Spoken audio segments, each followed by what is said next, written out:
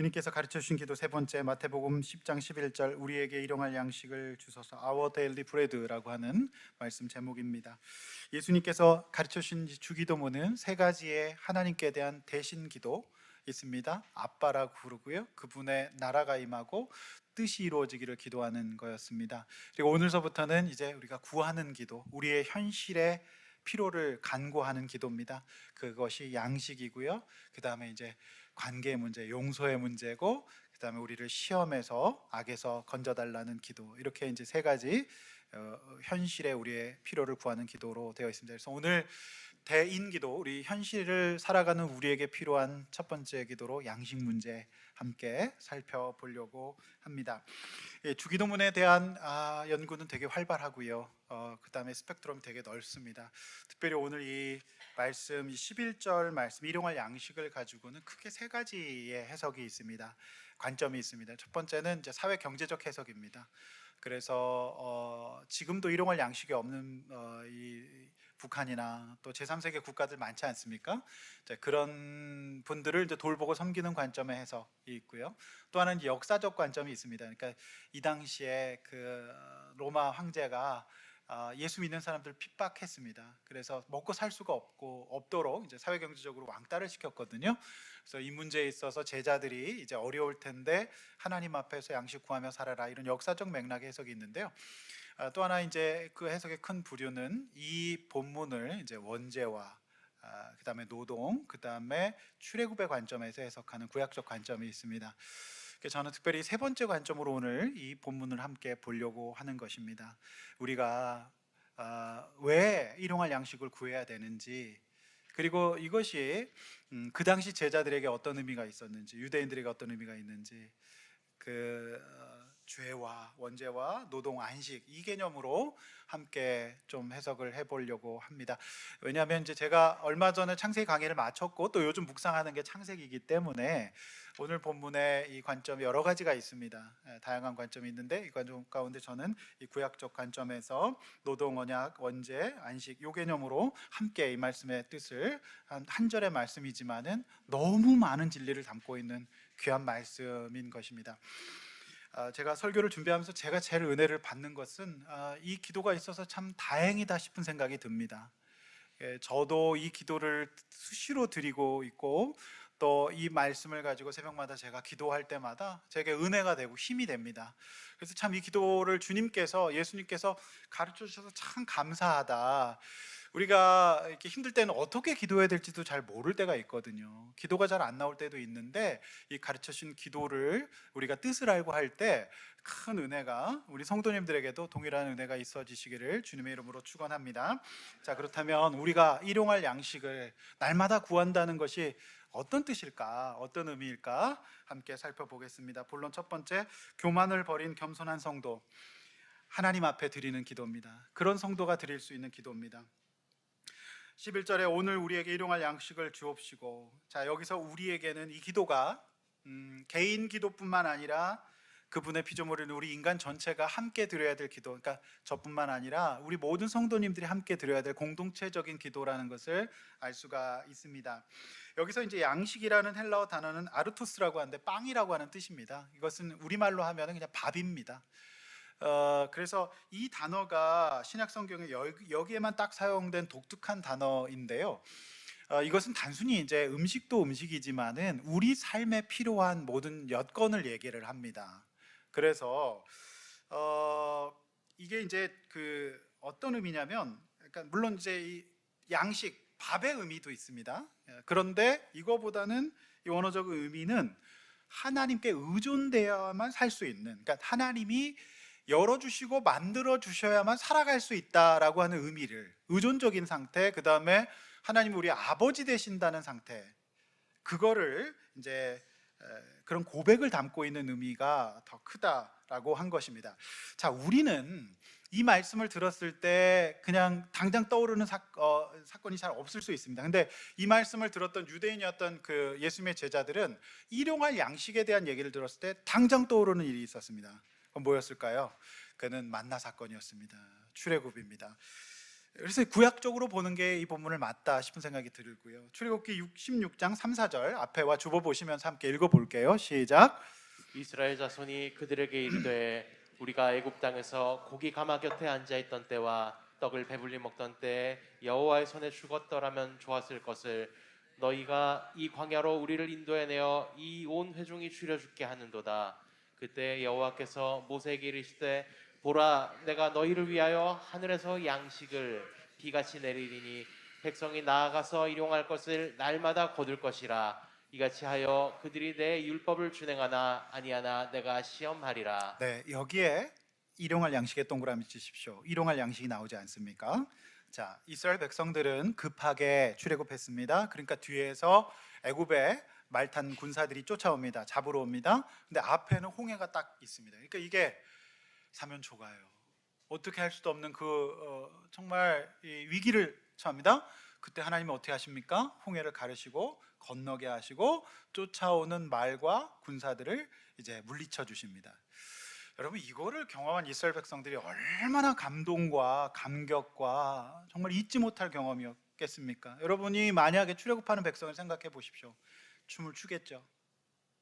찬양하겠죠. 그래서 이 출애굽기 14장 한 장 전체가 찬양으로 가득합니다.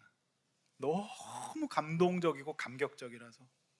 그래서 이렇게 찬양하다가 강을 건넜어요. 근데 찬양의 여운이 끝나기도 전에 바로 광야가 시작되면서 이스라엘 백성들은 원망으로 가득 차게 됩니다. 그게 바로 오늘 여러분이 읽으신 겁니다. 그러니까 애굽에서는 이 일용할 양식을 구한 적이 없어요. 왜냐하면 그들은 비록 노예였어요. 그렇지만 강국의 무명국가에서 노동자로 살아가면서 먹고 살 걱정은 없었습니다. 그래서 일용할 양식을 그들이 일을 해서 노예였지만은 벌어먹고 살았기 때문에 오늘 이 말씀 그대로 거기서는 그냥 잘 먹었다 이런 얘기를 하는 겁니다. 거기서 또 열심히 일한 사람은 더 잘 먹었고요. 그래서 승진한 사람은 더 잘 먹었겠죠. 그러니까 그랬는데 은혜롭게 출애굽은 했는데 광야에 나오니까 거기에는 생산을 할 수가 없어요. 월급을 주는 사람이 없습니다. 자, 그러니까 육신의 필요를 가지잖아요. 지금 어린애도 있고 부녀자도 있고 부모님도 있거든요. 어떻게 삽니까? 여러분 같으면 어떻게 했습니까? 그러니까 이제 막 원망과 불평이 나와서 왜 우리를 여기로 이끌어서 우리를 죽게 하느냐라고 모세에게 이제 불평하는 내용이 바로 이겁니다. 바로 그때 하나님 어떻게 하십니까? 거기서 하늘에서 날마다 데일리 브레이드를 내리십니다. 그게 만나입니다. 여러분, 근데 이 만나는 데일리입니다.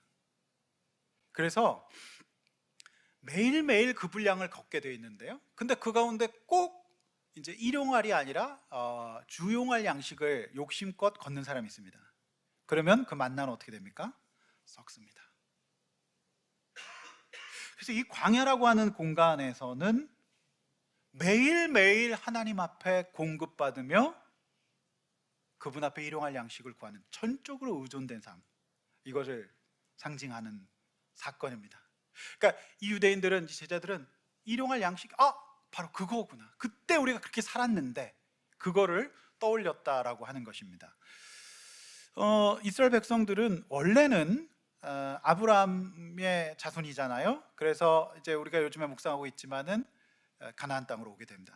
갈대우를 떠나서 본토 친척 아비집을 떠나서 하나님의 소명, 하나님 부르심으로 제사장 백성으로서 이제 그야말로 이제 신앙생활이 시작됩니다. 그런데 그들이 흉년을 맞아서 내려오게 되죠. 어려움을 통해서. 그래서 거기서 큰 민족을 이뤄서 그들에게 이제 정체성의 전환이 일어나는데, 하나님 백성에서 어떤 전환이 일어납니까? 노동자로서의 정체성의 전환이 일어납니다. 그들은 그냥 일하는 사람이었어요. 그래서 어떻게 됩니까? 광야로 나오니까 또 정체성의 전환이 또 일어납니다. 어떻게 일어나죠? 하나님의 순례자로서. 내 힘으로 벌어먹고 살다가 이제 하나님이 매일매일 먹여주시는 삶으로 변환됩니다. 그러니까 그 전환의 어려움 때문에 지금 불안해하고 고통스러워하고 힘들어하는 거죠. 무슨 말씀인지 아시겠죠? 네, 이 전환의 상황 가운데 있습니다. 근데 하나님은 우리를 분명히 주기도문에서 우리가 누구라고 부르라고 말씀하셨습니까? 아빠라 그랬어요. 아빠. 네, 아빠. 저는 이제 아들 하나, 딸 하나를 뒀는데요. 저희 아이들은 딱 일어나자마자 제일 먼저 하는 말이 바분입니다. 바분. 아르토스를 구해요. 그런데 제가 가만히 이 말씀 묵상하면서 생각해봤어요. 근데 이 아이들은 엄마 아빠가 자기들을 굶길 거라는 생각을 아예 안 하는 강력한 믿음이 있는 것 같아요. 밥은. 그리고 당연히 줄 거라고 생각하고 있고 의심하지 않아요. 일용할 양식을 줄 것으로. 그렇죠? 얘네들은 주기도문을 하고 있어요. 아버지 일용할 양식을 주소서. 얘들은 믿음이 있는 것 같아요. 어떤 믿음? 엄마 아빠에 대한 믿음이 있어요. 어리면 어릴수록 더 믿음이 있을 겁니다. 그게 바로 아빠입니다. 그게 바로 아빠입니다. 그게 바로 오늘 본문의 뜻입니다. 여러분, 하나님은요 탄수화물 만나만 주시니 아닙니다. 저녁에는 단백질, 메추라기도 내려주십니다. 하늘에서 굽네 치킨이 막 내려오는 거죠. 하늘에서 음식이 내린다면이라는 애니메이션이 있어요. 바로 그 이제 출애굽께서 이 얘기를 모티브로 한 거 아니겠습니까? 여러분, 우리는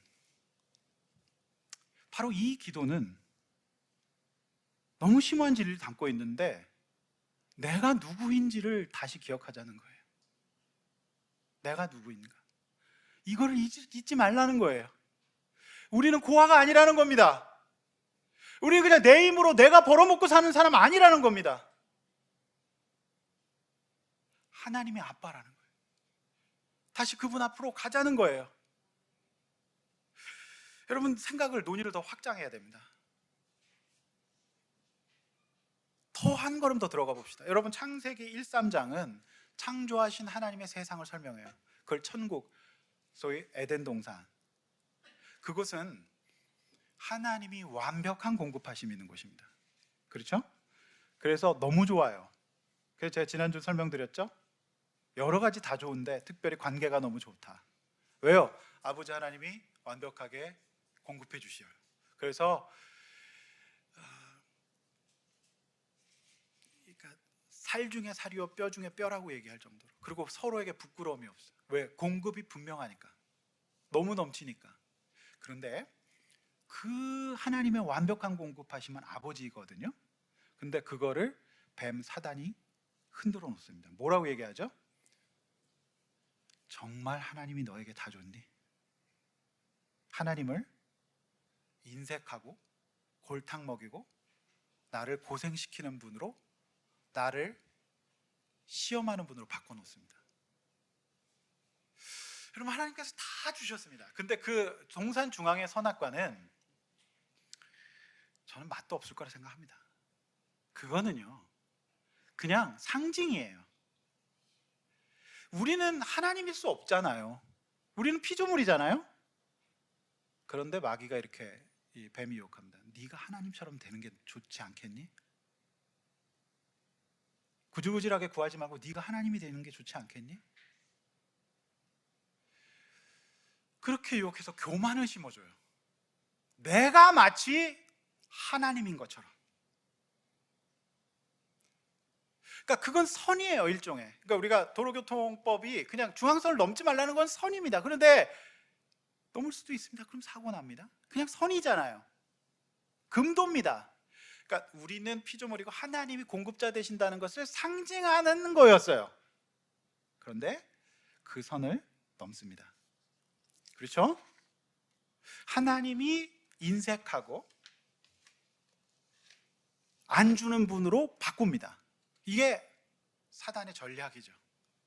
많은 사람들이 우리가 그렇게 헷갈려요.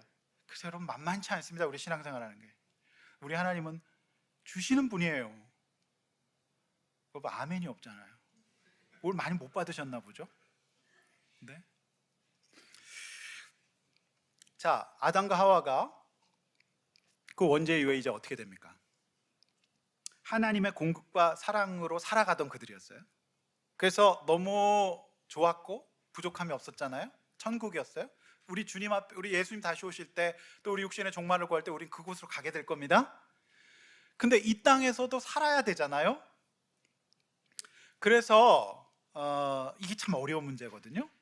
그런데 이 하나님의 공급받던, 아빠라 부르며 친밀하게 살았던 그 피조물이 이제 어떻게 바뀌냐면, 타락 이후에, 원죄 이후에 스스로 필요를 해결하는 노동자의 정체성이 생깁니다. 공급받던 자에서 일하는 자로 전환이 일어납니다. 그렇죠? 아담과 하와 후손 가인은 특별히 일용할 양식을 구하지 않습니다. 왜냐하면 오직 자기의 힘과 노력과 능력으로 자기 인생을 스스로 살아갑니다. 그렇죠? 그래서 그 힘든 농사를 척척 지어냅니다. 그런데 공급받던 자에서 스스로 해결하는, 마치 자기가 신이라도 된 것처럼 전능감을 느끼고 있는 그의 영혼은 어떻게 됩니까? 행복합니까? 그 영혼이 안식을 누립니까? 아닙니다. 그는 점점 더 만족함이 없고 시기와 질투, 분노로 가득한 사람으로 변화되기 시작합니다. 인간성이 훼손되고 그 영혼이 아파지기 시작합니다. 그리고 다른 사람이 나보다 조금이라도 더 갖고 있는 것을 보면 견딜 수 없는 분노가 일어납니다. 특별히 동생의 재물은 받으시고 자신의 재물은 안 받는 상황 속에서, 그 뜻은 무엇인지 제가 설명드렸고, 그것 속에서 참을 수 없는 분노로 동생을 죽여버립니다. 이것이 바로 하나님을 아빠라 부르고 하나님께 의존되지 않은 사람의 내면 세계입니다. 영적인 고아가 된 거죠. 여러분, 오늘 이 기도는 절대 단순한 기도가 아닙니다. 우리가 누구인가를 고백하는 기도예요. 우리가 원죄의 영향력 가운데 살아요. 내 힘으로, 오직 내 힘으로 내 자신의 안녕과 행복을 확보하고 생명을 유지하겠다는 기도가 아니라, 이것은 하나님의 다스림 안으로 다시 돌아가겠다라고 하는 선언이에요. 가장 현실적인 문제인 먹고 사는 문제에 있어서. 두 번째, 주 안에서 안식하는 성도가 하나님 앞에 드리는 기도입니다. 여러분, 저는 이 두 번째 논이 굉장히 중요하다고 보는데, 자, 일용할 양식을 주시었고 11절 하반절의 기도는 이제 내가 어디에서 안식을 얻고자 하는지에 대한 고백으로 이어지게 됩니다. 여러분, 저는 지난주에 삭개오와 탕자 비유의 예를 들어드렸습니다. 삭개오는 부자였습니다. 로마 정권에 붙어서 유대인 출신의 세리장으로서 막대한 부를 쌓았습니다. 그는 믿는 게 달랐어요. 뭘 믿었을까요? 하나님이 아니죠. 그는 축적된 부가 자신에게 구원을 가져다 주고 자신에게 안식을 줄 것으로 믿었어요. 지독하게 믿었습니다. 그래서 욕을 먹고 동족을 학대하고 착취하면서 고열을 빨아서 엄청난 자산을 모았습니다. 그는 일용할 양식이 구할 필요가 없어요. 왜냐하면 이미 수십 년용할 양식이 있었어요. 그렇죠? 그런데 그가 왜 예수님께 나왔을까요? 공허하거든요. 만족이 안 됐거든요. 그래서 나무 위에 올라가서 예수님에 대해서 듣고 싶었어요. 그게 사람입니다. 여러분, 재벌들이 왜 스스로 목숨을 끊는지 아십니까? 그게 구원이 안 되기 때문이에요. 인간은 그래요. 그래서 여러분, 기독교 진리는 우리를 살리는 구원의 말씀입니다. 그래서 그가 예수님을 만난 다음에 어떻게 됩니까? 그가 갖고 있는 막대한 재산의 50%를 내놓습니다. 왜 50%였을까? 제가 가만히 묵상을 해봤어요. 아마도 부정축제의 분량이 50%가 아니었을까 싶습니다. 50%를 남겼다는 것도 유의미한데요. 여러분, 일용할 양식을 구한다는 것은요, 우리가 금욕하고 우리가 일부러 가난하게 살고 그거 의미하지 않습니다. 우리의 현실의 필요를 인정하고 계시는 거예요. 그래서 여러분, 불교는 다 털고 들어가잖아요. 제가 볼 때는 다 털고 들어가면 후회 한번 하지 않을까요? 근데 우리는 우리의 현실의 필요를 주님 인정하세요. 왜? 사람이기 때문에. 그렇죠? 그래서 그가 이제 전환이 일어납니다. 그는 그냥 돈을 축적하는 사람의 정체성에서 어떻게 됩니까? 돈을 우상 삼지 않고 돈을 사용하는, 그러니까 돈을 하인으로 부리는 정체성을 갖게 돼요. 그래서 그가 나머지 50%도 선하게 사용하겠다라는, 난 더 이상 여기서 안식을 찾지 않겠다, 우리 주님 앞에서 안식을 찾겠다라는 정체성을 갖게 됩니다. 탕자 어떻습니까? 아버지에게서 받은 유산이 자기에게 즐거움과 기쁨을 줬어요. 근데 그걸 갖고 떠났을 땐 참 좋았어요. 그래서 돈이 있으니까 막 사람들이 붙고 막 너무 좋잖아요. 행복해 보였어요. 그런데 그 돈은 물 쓰듯이 쓸 수 있는 돈이기 때문에 금방 떨어졌죠. 아버지 앞에 있을 때는 아버지 것이 다 내 것이었고 다 인도받아서 풍성한 삶이었는데, 아버지를 떠나고 난 다음에 그는 놀랍게도 다시 노동자로 전락합니다. 어떤 노동자? 돼지 치는, 돼지 쥐염 열매도 못 먹는 노동자로 전락하죠. 그래서 그곳에서 그는 다시 아버지에게로 돌아가기로 결정합니다. 이것이 바로 구원입니다. 일용할 양식. 그래서 구하자 다시 주시죠, 아버지가. 자, 누가복음 12장 15, 21절, 디모데전서 6장 7절, 10절, 우리 다 함께 주보 앞에 보시면서 중요한 말씀 읽어보겠습니다. 시작. 그들에게 이르시되 삼가 모든 탐심을 물리치라.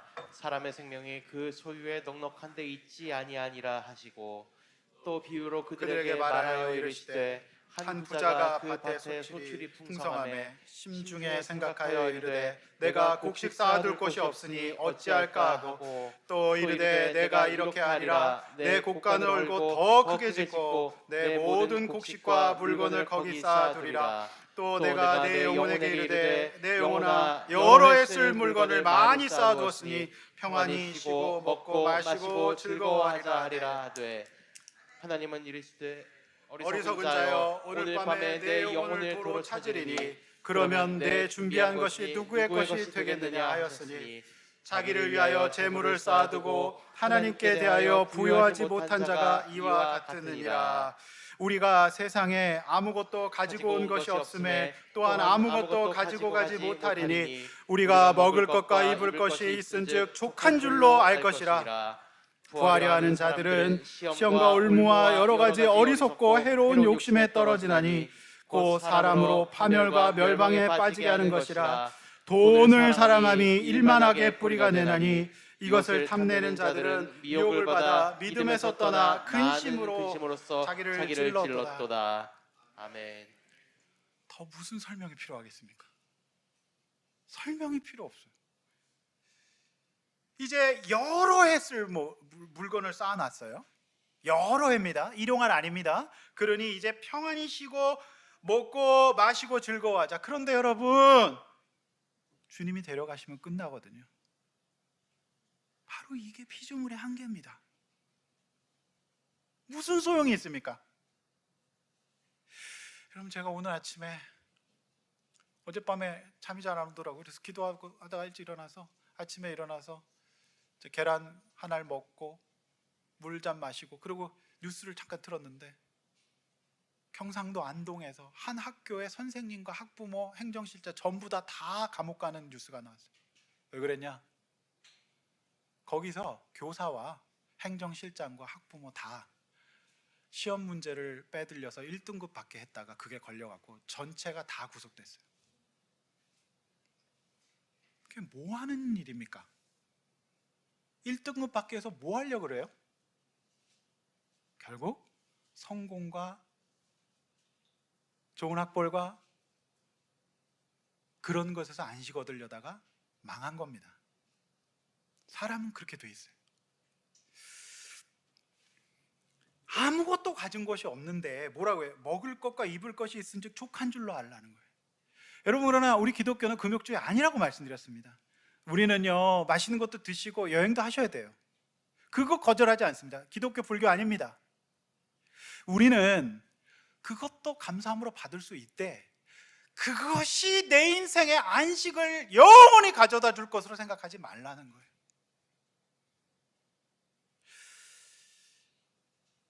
여러분, 그래서 이 일용할 양식을 구한다라고 하는 의미는 내 인생의 안식을 어디서 찾고자 하느냐를 묻는 기도예요. 고백하는 기도입니다. 내가 그래서 주님이 있으면 주님과 함께 내가 피조물로서 아버지와 함께 살아가겠다라고 하는 고백 아니겠습니까? 엄청난 고백이에요.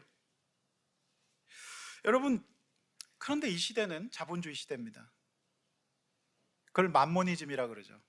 자, 맘모니즘에 대한 성경 말씀이 나와 있어요. 마태복음 6장 24절 앞에와 주보 보시면서 크게 읽습니다. 시작. 한 사람이 두 주인을 섬기지 못할 것이니 혹 이를 미워하고 저를 사랑하거나 혹 이를 중히 여기고 저를 경히 경히 여김이라. 여김이라. 너희가 하나님과 재물을 겸하여 섬기지 못하느니라. 예수께서 하신 말씀이십니다. 우리 시대의 주인이 예수님과 같은 주인, 하나님과 같은 주인으로 등극할 게 만몬입니다. 재물입니다. 이 재물이 그 만몬이라는 말이 예수님 당시 쓰셨던 아람어의 돈이라고 하는 뜻이에요.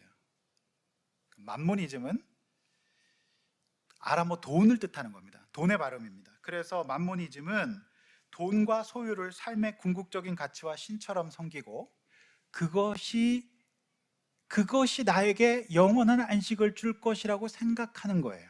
그게 만모니즘입니다. 그게 바로 재물입니다. 그런데 예수님은 두 주인을 섬기지 못할 거라고 정확하게 진단하시는 거예요.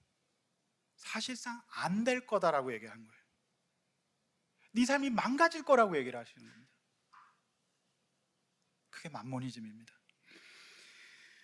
성도 여러분, 만모니즘은 오늘날 자본주의 시대에 그리고 육신을 갖고 있는 저와 여러분들이 살아가는 이 시대에 유사 하나님으로 예수님이 이미 경고하신 말씀이에요. 그만큼 힘과 능력이 있고, 여러분 돈은 참 많은 것들을 할 수 있긴 하거든요. 그런데 분명한 거는 그게 우리의 하나님이 되지는 말아야 될 것이다 라고 하는 거예요. 두 주인 섬기지 못할 거다라고 얘기하고 있습니다. 그렇다면 내가 교회 나오면서도 하나님 대신 그걸 선택할 수도 있다라고 하는 경고죠. 여러분, 하나님께 일용할 양식을 구한다는 것은요, 그것을 누리고 필요를 강구해야 됩니다. 우리 자녀들 먹여야 되죠. 근데 그렇게 살면서 동시에 하나님, 내가 이것만이 영원한 내 안식과 구원과 내 삶을 지켜줄 거라고 믿지 않겠습니다라고 하는 신자의 고백이에요. 그것이 좀 비록 부족해도 그저 그냥 딱 밥만 먹고 살아도 너무 힘든 일, 왜냐? 그게 힘들거든요. 왜 힘들어집니까? 만모니즘의 영향을 받기 때문이에요. 그 능력을 우리가 맛보기 때문이에요. 그게 얼마나 좋은지. 그렇지 않습니까? 여러분, 이제 내일 동행 묵상 꼭 들어보십시오. 아브라함이 하나님 부르심으로 이제 갈대우를 떠나서 옵니다. 하란 떠나서. 근데 아브라함에게는 참 위험 요소가 있었어요. 뭐냐면 마누라가 너무 예뻐. 너무 치명적으로 예뻐. 그러니까 흉년이 딱 오자 바로 도망갑니다. 애굽으로 갔더니 애굽 왕이 취하고 자기를 죽일까 봐 바로 누이라고 속입니다. 근데 아니거든요. 그래서 거기서 개망신을 당합니다. 너가 사람이야? 아마 아내는 그렇게 얘기했을 거예요. 너도 인간이야? 그랬지 않겠습니까? 그렇죠? 근데 올라오면서 덤으로 재물을 갖고 올라옵니다. 사실 이제 그게 이제 가나안 개척 자금으로 쓰이거든요. 그런데 문제가 일어납니다. 조카롯과 다툼이 일어납니다. 그래서 설교 시간에 내 주무시던 분이 로또 얘기 나오는 걸 보면서 목사님이 로또를 사라 그랬다. 뭐 그러면서 이제 그 얘기가 이제 거기서 나오는데 롯은 하나님이 아니라 유사 하나님을 믿습니다. 그것이 뭡니까? 맘모니즘, 재물이었어요. 그래서 이 내일 본문 잘 보시면 롯이 뭐라고 얘기하는지 아십니까? 여호와의 동상 같아 보인다 그래서 그것은 하나님 앞에 너무 악한 소돔 땅이었어요. 요단 동편입니다. 그래서 우리가 알다시피 롯은 그것을 붙잡고 이제 삼촌하고 싸웁니다. 집안 싸움이 됩니다. 그때 아브라함은 어떻게 얘기합니까? 그 유명한 말, 네가 우하면 내가 좌하고 네가 좌하면 우하겠다 얘기하죠. 롯은 더 욕심내지 않았습니다. 자기에게 주어진 것도 덤으로 주어진 거고 이미 일용할 양식 충분하기 때문에 그것이 자기의 주인이 되지 않도록 했던 거예요. 너무 망신당하고 연단받았기 때문에 내가 이제 그거 믿지 않고 그래서 하나님 믿는 거예요.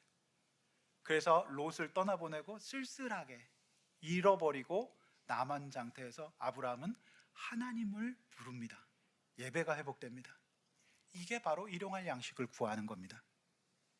아시겠습니까?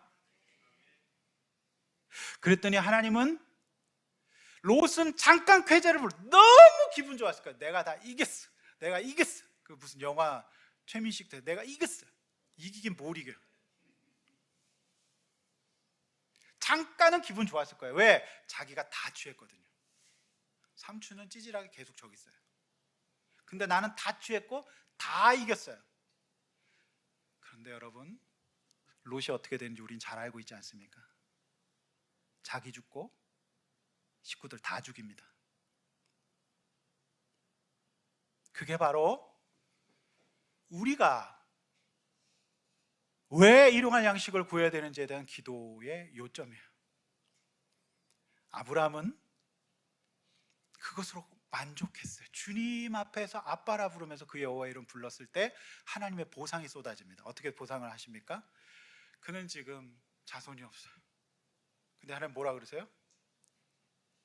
너의 자손을 하늘의 별처럼 많게 하겠다. 돈으로 자식을 성공시킬 수 있어도 자식의 생명을 얻지는 못하지 않습니까? 근데 하나님이 그렇게 주시겠다고 약속하십니다. 고대 당시의 자손은 최고의 보상이거든요. 우리 그런 하나님이 주시는 일용할 양식입니다. 성도 여러분, 카를 베이더라고 하는 백만장자가 쓴 100만 원의 행복이라는 책이 있습니다. 여러분, 이 주제가 너무 깊은 주제이기 때문에 제가 주보 밑에다가 참고도서 2권을 써놨습니다. 여러분 관심 있으신 분들은 반드시 한번 좀 더 읽어보시면 도움이 많이 될 겁니다. 만모니즘 시대이기 때문에. 근데 이분이 되게 가난한 집에서 태어났어요. 그래서 이분은 어려서 교육을 어떻게 받았냐면 돈을 못 벌면 너는 실패한 거다. 넌 무조건 돈을 많이 벌어야 된다. 그리고 능력 있는 사람들만 만나라. 안 그러면 넌 루저가 될 거다. 이런 교육을 받아요. 그래서 이분이 죽도록 악착같이 일해서 30살에 백만장자가 됩니다. 근데 이분이 이제 이 고백을 쭉 보시면 뭐라고 하냐면 나는 너무 일에 치여 살아서 가족들과 아내와 보낼 시간도 없고, 그리고 여러분 이 부자가 힘든 게 자산 관리가 그렇게 힘들다고 합디다. 너무 바쁘고 너무 힘들대요. 그래가지고 결국에 이분이 가족과 다 잊어버립니다. 가정이 깨집니다. 그래서 나중에 이분이 현타가 오기 시작합니다. 행복할 줄 알았는데. 그래서 이분이 이렇게 얘기합니다. 돈으로 집은 살 수 있지만 가정은 사지 못했다. 시계는 살 수 있어도 시간은 사지 못했다. 침대는 살 수 있어도 잠은 살 수 없었다. 책은 살 수 있어도 지혜는 사지 못했다. 피는 살 수 있어도 생명은 살 수 없었다. 돈으로 성을 살 수는 있었지만 사랑을 사지는 못했다. 지위는 살 수 있어도 존경은 사지 못했고, 집은 살 수 있어도 가정을 살 수는 없었다. 이렇게 얘기합니다. 그래서 이분이 현타가 와서 정신을 차리고 그 마이크로 크레딧이라고 제3세계와 가난한 사람들에게 소액 대출을 무료로 해주는 그 사업을 하면서 영혼의 자유를 누려. 그분은 이렇게 얘기합니다. 행복한 삶을 살기 위해서 많은 물건을 소유할 필요도 없고 많은 것을 할 필요도 없다는 걸 이제야 깨달았다. 단지 한 가지 충분한 것은 사람답게 사는 것이다. 이렇게 얘기했어요. 나는 돈 버는 기계였다. 이렇게 얘기해요. 그게 이분의 자서전입니다. 성도 여러분, 우리는 이 대목에서 질문을 해봐야 됩니다. 문제는 세상 사람도 일하지만 우리도 일하지 않습니까? 이게 문제예요. 출애굽기 31장 13절 15절 앞에와 주보 보면서 큰 소리로 읽습니다. 중요한 말씀입니다. 밑줄 그십시오. 시작. 너는 이스라엘 자손에게 말하여 이르기를 너희는 나의 안식일을 지키라. 이는 나와 너희 사이에 너희 대대의 표징이니 나는 너희를 거룩하게 하는 여호와인 줄 너희가 알게 함이라. 엿새 동안은 일할 것이나 일곱째 날은 큰 안식일이니 여호와께 거룩한 것이라. 안식일에 일하는 자는 누구든지 반드시 죽일지니라. 우리가 구약 시대 안 태어난 게 얼마나 감사한지 모릅니다. 우리 다 사망이에요. 근데 여러분, 원죄 이후의 사람은요, 원죄 이후의 사람은 하나님이 우리 그리스도인들도 일을 통해서 일용할 양식을 받도록 세팅하셨습니다. 우리도 일합니다. 우리도 일해요. 그래서 만나와 메추라기가 그치고 이제 우리에게 일을 통해서 일용할 양식을 주십니다. 우리도 똑같습니다. 그런데 이스라엘 백성에게도 엿새 동안 열심히 일하라고 하십니다. 신약에는 일하기 싫은 자 먹지도 말라고 했어요. 그래서 그리스도인의 직업은 하나님 나라를 확장하는 소명이 됩니다. 내 자녀를 믿음의 자녀로 기르는 소명의 도구가 되는 겁니다. 그런데 세상 사람들도 일하고 나도 일합니다. 근데 우리가 거기에서 돈을 벌어요? 그럼 자꾸 만모니즘에 빠집니다. 더 벌고 싶어요. 근데 그만 좀 걱정했으면 좋겠어요. 이제 일용할 양식 싫고 그냥 적어도 연용할 양식은 있었으면 좋겠어요. 그리고 좀 나도 저렇게 살고 싶어. 헷갈려요. 그래서 이스라엘 백성들에게 하나님께서 너희도 일을 하지만 안 믿는 저 사람들은, 가인의 후예들은 그냥 일해서, 하나님 없기 때문에 내가 일해서 내가 벌어먹고 살기 때문에 내가 전능하고 내가 너희들 다 벌어먹였어. 내 힘과 능력과 내가 잘났고 내가 열심히 했어. 내가 그래서 너희들 사는 거야. 이렇게 생각하며 일용할 양식을 안 구하기 때문에 안 구함의 결론은 안식을 절대 안 합니다. 왜요? 움직이는 만큼 돈이거든요. 안식은 사치예요. 그들에게는 절대 이 기도를 하지 못하는 사람은 안식 못할 겁니다. 절대 안 쉴 겁니다. 왜요? 믿는 게 다른 거예요. 나를 믿는 거고 내가 버는 돈이 나를 안식할 거라고 믿는 거죠. 쉽니까 안 쉽니까? 절대 안 쉴걸요. 성도 여러분, 우리도 일해요. 그래서 우리 그리스도인들은 두 가지 정체성이 있어요. 일하는 정체성이 있고 세상 사람들 일하는 정체성만 있는데 우리는 일하는 정체성과 함께 하나님이 주신 거라는 거예요. 하나님이 은혜로 주신 거예요. 하나님이 일용할 양식을 내 잘난 맛이 아닙니다. 그래서 겸손해야 됩니다. 여러분, 우리가 이 예배당 밖을 나가서 무슨 일이 있을지 우리가 어떻게 압니까? 한 치 앞을 내다볼 수 없고 내 생명을 내가 주관할 수 없어요. 그래서 우리는, 세상 사람들은 자기 힘과 능력과 똑똑함을 잘났다고 생각하고 일용할 양식 안 구하고 안식 안 하죠. 우리는 하나님 앞에 안식하는, 일용할 양식을 구하는 사람이에요. 이 기도는 절대 단순한 기도가 아닙니다. 그래서 여러분, 겸손해야 합니다. 내가 한 거 아니에요. 하나님이 이 일을 통해서 일용할 양식을 주셨다는 고백을 하는 게 그리스도인입니다. 할렐루야. 내가 이렇게 했는데, 내가 이렇게 잘하는데, 이렇게. 여러분, 그런 거 없습니다. 겸손해야죠. 그런데 하나님께서 듬뿍듬뿍 주시는 사람이 있어요. 누굴까요? 하나님 앞에서 재물을 믿지 않고 다스리고 청지기적인 삶을 사람에게는 듬뿍듬뿍 주실 겁니다. 그런데 내가 만모니즘을 믿고 있는 사람에게는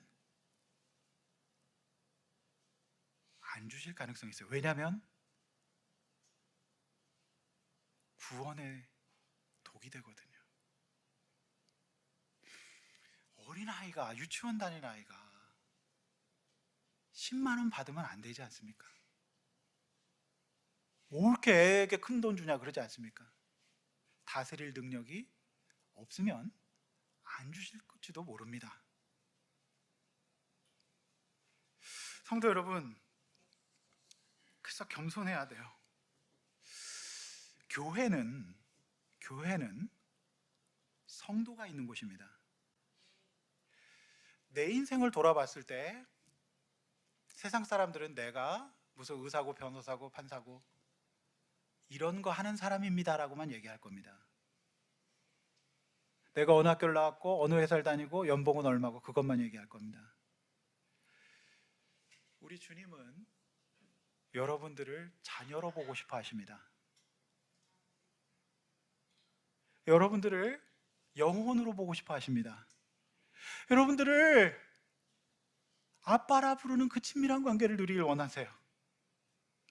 그래서 우리가 어릴 때는 그렇게 돌봄 받고 살다가 커지면 커질수록 만모니즘이 들어오고 교만이 들어와서 동시에 두 가지를 계속 구하게 될 가능성이 있다는 거예요. 그러니까 내가 구원도 받고 이것도 받고 싶은 거예요. 사실 그런 건 없습니다. 그런 건 없어요. 그런 기독교는 없습니다. 그래서 오늘 일용할 양식이라고 하지 않습니까? 그래서 말씀에 분명히 얘기했어요. 너희가 어디서 안식하는 사람인가를 기억해라. 여러분, 이 고백이에요. 사실 여기서 기쁨과 안식이 발생이 돼요. 이게 기독교입니다. 우리는 그런 사람들입니다. 믿습니까? 여러분, 저는 이 주기도문 완전히 저에게 너무 주기도문을 잘 몰랐다. 이게 기독교구나. 제가 하나님 앞에서 회개하고, 그리고 또 동시에 참 오늘 아침에 제가 일어나서 집사람한테 그래요. 여보, 우리 예수 믿어서 참 좋다. 우리 주님 없었으면 어떻게 할까? 그분이 우리 아빠고 우리는 뭐가 좀 어렵고 힘들고 이러면 죽을 것 같은 사람이 아니라는 말입니다. 그래서 저는 오늘 우리 성도님들이 이 말씀의 뜻을 아셨으면 좋겠고 아실 줄로 믿습니다. 성도 여러분, 겸손합시다.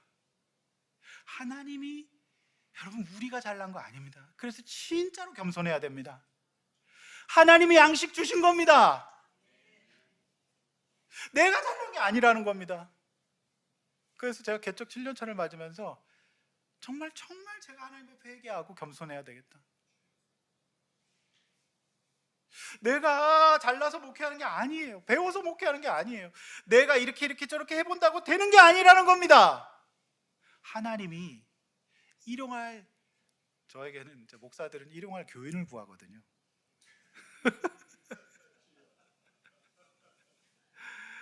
근데 주님이 주시는 거죠, 그렇죠? 똑같은 겁니다, 여러분. 똑같은 겁니다. 성도 여러분, 말씀 맺습니다. 제가 1부 때는 정말 많은 내용을 다뤘는데 이게 너무 깊고 오묘해서 제가 어떻게 다 다뤄야 될까 싶을 정도로요. 그래서 이제 여러분 다음 주에는 우리 관계 문제를 다루세요. 용서입니다. 이거 너무너무 중요한 기독교 진리예요. 그래서 여러분 주기도문은 우리 신앙의 전부입니다. 여러분 우리 먹고 살아야죠. 그리고 세상이 주는 즐거운 기쁨도 있습니다. 그거 우리 금욕주의 아닙니다. 그러나 안식을 주님 앞에 누린다는 고백을 하는 겁니다. 여러분 주기도문 들으시겠습니까? 여러분의 영혼을 하나님 앞에 드리십시오. 그리고 우리가 이 일을 합니다. 그래서 만모니즘에 빠질 수가 있어요. 그래서 타락한 자본주의는 사람을 짓밟습니다. 천민자본주의는 약자를 괴롭힙니다. 쿠팡 사태 바로 그거 아니겠습니까? 괴롭힐 거예요. 빼앗을 겁니다. 거기서 하나님의 나라는 없습니다. 성도 여러분, 마지막 결론으로 오늘 저는 이 말씀을 읽고 마치려고 합니다. 마태복음 6장 31절 34절 주보 앞에 보면서 읽겠습니다. 시작. 그러므로 염려하여 이르기를 무엇을 먹을까, 무엇을 마실까, 무엇을 입을까 하지 말라. 이는 다 이방인이 구하는 것이라. 하늘 아버지께서 이 모든 것이 너희에게 있어야 할 줄을 아시느니라. 그런즉 너희는 먼저 그의 나라와 그 일을 구하라. 그리하면 이 모든 것을 너희에게 크게 읽습니다. 그러므로 내일 일을 위하여 염려하지 말라. 내일 일은 내일 염려할 것이요 한날의 괴로움은 그날로 족하니. 아멘. 뭐 때문에 염려하십니까? 이것이 바로 11절 말씀의 뜻입니다. 깨달아 아실 수 있기를 주님의 이름으로 축원합니다. 하나님의 은혜로 찬송가 310장 우리 금요일날 청년부 집회하는데 우리 양 집사님이 이거를 선곡하셔서 불렀는데 내가 너무 은혜 받았어요. 그래서 원래 찬양을 바꾼 겁니다. 오늘 이 고백을 하는 저와 여러분 모두에게 이 은혜가 있으시기를 주 이름으로 축원합니다. 찬양하고 기도하겠습니다. 여러분, 하나님은 살아계십니다. 하나님은 절대 인색하신 분이 아니에요. 여러분, 롯이 복을 받은 겁니까? 그게 우리는 너무 많이 보고 있지 않습니까? 안동의 그 선생님들 아이들 인생은 뭡니까? 여러분, 하나님 말씀 진리입니다. 믿어도 됩니다. 하나님 앞에서 여러분 낭패 보신 거 생각해 보십시오. 다 여러분 엉뚱한 것에서 안식 찾으려다가 망한 겁니다. 하나님, 우리가 분별할 수 있게 해주시고 하나님 앞에서 나를 돌보시고 나를 아신 하나님 앞에 영혼의 구원 잊지 않게 해달라고 하나님 앞에 겸손합시다. 회개하며 살아갑시다. 내 힘과 능력으로 살아가지 않고 열심히 일하다가도 주님 앞에 영적으로 안식하는 하나님 백성 되게 해달라고 주 한번 외쳐 기도합니다. 주여